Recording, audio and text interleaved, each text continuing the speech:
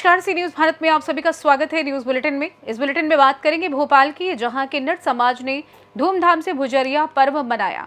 आगे चर्चा होगी महाराजगंज की, जहां डांडा नदी में उतराता मिला शव। साथ ही चर्चा होगी शाजापुर की, जहां पवन का अपहरण करने वाले आरोपी को पुलिस ने गिरफ्तार किया।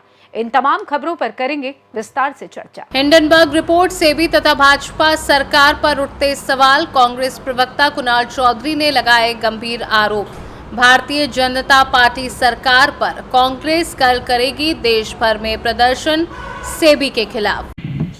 पत्रकार बंधुओं को नमस्कार करते हुए यहाँ पे मौजूद हमारे मीडिया विभाग के अध्यक्ष जी, पूर्व मंत्री जी, सभी प्रवक्तागण, पूर्व प्रत्याशी जी, हमारे यहाँ पे मौजूद सत्यना जी, अरुण श्रीवास्तव जी, मैडी जी और सभी लोगों को नमस्कार करते हुए आज एक बड़ा महत्वपूर्ण विषय है जिसके ऊपर प्रेस कॉन्फ्रेंस आज रखी गई और आपके बहुत अति व्यस्तम समय में से आप यहाँ पे कृपा पूर्वक पधारे। मैं सभी मीडिया के लोगों को भी धन्यवाद देता हूँ और थोड़ा सा मेरा निवेदन है कि ये मुद्दा जो है हर आम नागरिक से जुड़ा मुद्दा है, जिसके ऊपर कल पूरे देश के अंदर कांग्रेस कमेटी द्वारा देश की राजधानियों के अंदर ईडी के ऑफिस का घेराव करा जा रहा है। वहाँ पे आंदोलन और धरना प्रदर्शन करा जा रहा है और जिसमें मध्य प्रदेश में स्वयं हमारे एआईसीसी के जनरल सेक्रेटरी इंचार्ज भंवर जितेंद्र सिंह जी के नेतृत्व में, प्रदेश कांग्रेस कमेटी के अध्यक्ष माननीय जीतू पटवारी जी के नेतृत्व में और सभी मध्य प्रदेश के वरिष्ठ नेताओं के नेतृत्व में कल एक आंदोलन रखा गया है, जिसमें सेबी की हमारी जो चीफ है उनका किस तरीके से भ्रष्टाचारियों से मेल मिलाप है और किस तरीके से इस देश के आम नागरिक के साथ कितना बड़ा धोखा हुआ है। क्योंकि हमने आंदोलन रखा है, उसके पहले हम कोशिश भी कर रहे हैं कि आम जनता तक इस मुद्दे को इस आंदोलन के बाद घर घर पहुंचाने का काम भी कांग्रेस पार्टी करे। आज बड़ा निवेदन है कि हम 2013-14 का जो चुनाव भारतीय जनता पार्टी लड़ी थी, उस चुनाव में देश के कई बड़े जो अपने आप को भ्रष्टाचार विरोधी कहा करते थे, चाहे इसमें बाबा रामदेव हो, चाहे अन्ना हजारे जी जैसे नेता हो, जिन लोगों ने एक बड़ी बात भ्रष्टाचार की करते हुए कई समय तक, एक लंबे समय तक आंदोलन करा और जनता को एक भरोसा दिलाने का, एक विश्वास दिलाने का काम करा कि देश के अंदर का काला धन विदेशों में है और जिसके माध्यम से भ्रष्टाचार का पैसा विदेशों में गया है और उसमें कहीं ना कहीं सरकार का हाथ है। देश में भाजपा ने मोदी जी के नेतृत्व में एक कैंपेन चलाया कि काला धन, एक वादा किया गया कि काला धन लाएंगे और 15-15 लाख रुपए की इतना काला धन विदेशों में है जो कहीं ना कहीं 15-15 लाख रुपए एक एक आम नागरिक के खाते में आ जाएगा। 15 लाख से शुरू हुई कहानी 5 किलो राशन के ऊपर आके टिक गई और जो सत्ता में बैठे लोग हैं, जिन्होंने 26 अगस्त को जब पहली बार इनकी भारतीय जनता पार्टी की सरकार बनी, 26 मई 2014 को भारतीय जनता पार्टी की सरकार बनी, उसके अगले दिन 27 मई 2014 को एक कैबिनेट ने एक एसआईटी का गठन करा कि जो विदेशों में काला धन है उसकी एसआईटी जांच करेगी, देश की जनता के सामने लाएगी और जनता को 15-15 लाख रुपए एक खाते में डालने का काम करेगी। पर जब 10 साल हो चुके हैं और दो कार्यकाल भारतीय जनता पार्टी के पूरे हो चुके हैं, उसके बावजूद भी आज तक उस एसआईटी की जो रिपोर्ट गठित हुई थी उसकी आज तक रिपोर्ट नहीं आ पाई और जो काला धन वापस लाने की बात करते थे, अपने चुनिंदा मित्रों की कंपनियों में ऑफशोर कंपनियों के माध्यम से और वहां पे काला धन एकत्रित करके ऑफशोर कंपनियों के माध्यम से अपने मित्रों की कंपनियों में लगाने का काम कर। एक बड़ी रिपोर्ट हिंडनबर्ग ने अपनी दी। और हिंडनबर्ग और सेबी का क्या कनेक्शन है? हिंडनबर्ग रिपोर्ट ने सेबी के ऊपर जो सवाल उठाए हैं और जिसके माध्यम से हिंदुस्तान की आम जनता को कितना बड़ा नुकसान हुआ, इसको मैं धीरे धीरे आपको परत बाय परत बताने का काम करूंगा। भोपाल से सी न्यूज संवाददाता राकेश देवानिया की रिपोर्ट। खबर भोपाल से है, जहां किन्नर समाज ने धूमधाम से मनाया भुजरिया। राजधानी भोपाल के मंगलवारा क्षेत्र में आज भुजरिया निकाली गई, जो मंगलवारा से बस स्टैंड और पीर गेट हमीदिया होते हुए वीआईपी रोड तक बड़े ही धूमधाम से निकाली गई, जिसमें सभी ग्रुप के लोगों ने डांस किया। भोपाल से सी न्यूज संवाददाता राकेश देवानिया की रिपोर्ट।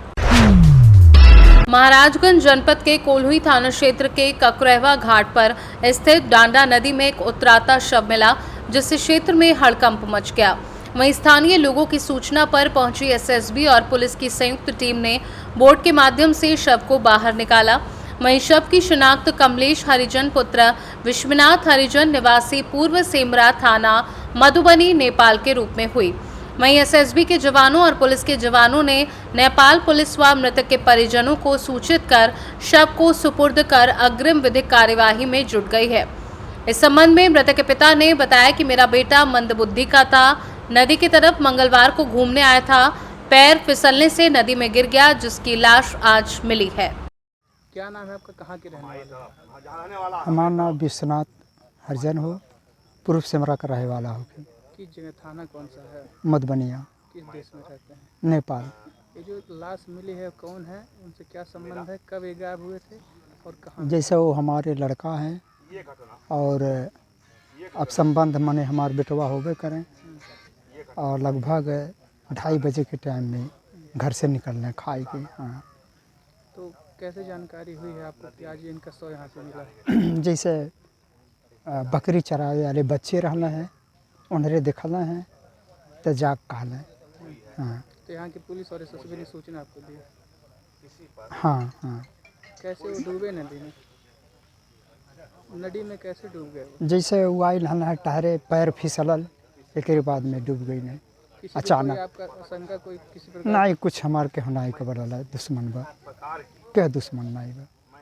महाराजगंज से सी न्यूज संवाददाता अंगद शर्मा की रिपोर्ट।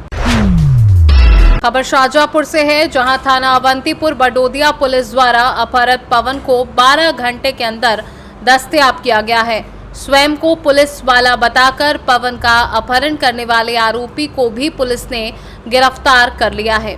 उक्त कार्यवाही में थाना प्रभारी घनश्याम बैरागी, चौकी प्रभारी तके सिंह थोलिया, सहायक उप निरीक्षक विजय सिंह राजपूत, रघुनाथ सिंह राठौर, प्रधान आरक्षक सुनील विजय धनगर, आरक्षक लवकुश परमार, रवि वर्मा, कमलेश आवले, दिनेश वर्मा, अखिल वर्मा, गजेंद्र खन्ना, गैरबान अरट, शुभम व थाना सुभाषपुरा जिला शिवपुरी थाना प्रभारी राजीव दुबे व उनके स्टाफ आदि की महत्वपूर्ण भूमिका रही।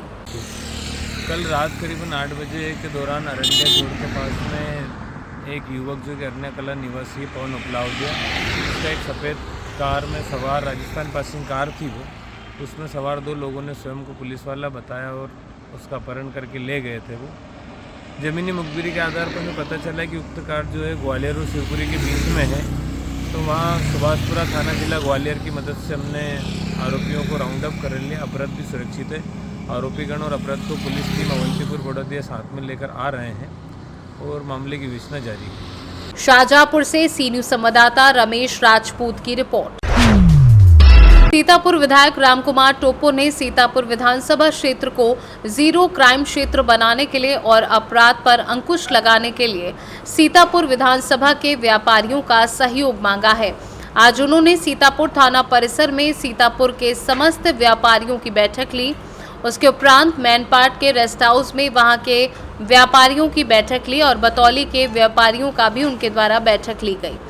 इस बैठक का मूल उद्देश्य सीतापुर विधानसभा की सुरक्षा को लेकर था। उन्होंने सभी जगह व्यापारियों को संबोधित करते हुए कहा, लोगों का व्यापार करना, उन्नति करना, पैसा कमाना बहुत जरूरी है। इससे लोगों के साथ क्षेत्र का विकास होता है, परंतु लोगों की जान माल के साथ क्षेत्र की सुरक्षा करना उससे भी ज़रूरी काम है। हम क्षेत्र को जीरो क्राइम की श्रेणी में लाना चाहते हैं। इसके लिए आप सब व्यापारी बंधुओं के सहयोग की आवश्यकता है।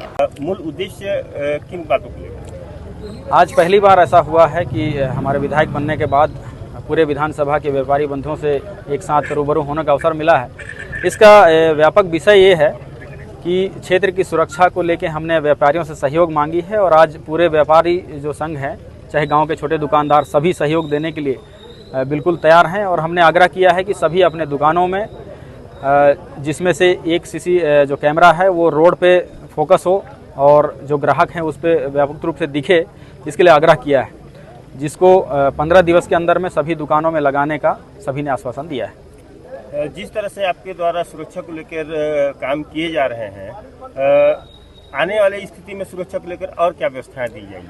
देखिए, हमारा उद्देश्य ये है कि हम जिस हिसाब से पॉलिसी बना के चल रहे हैं, जिसमें सुरक्षा एक महत्वपूर्ण विषय है, क्योंकि किसी भी क्षेत्र की सुरक्षा जो है ना एक बहुत इम्पोर्टेंट विषय होता है। जैसे शिक्षा को महत्व दिया जाता है, वैसे सुरक्षा को भी दिया जाना चाहिए।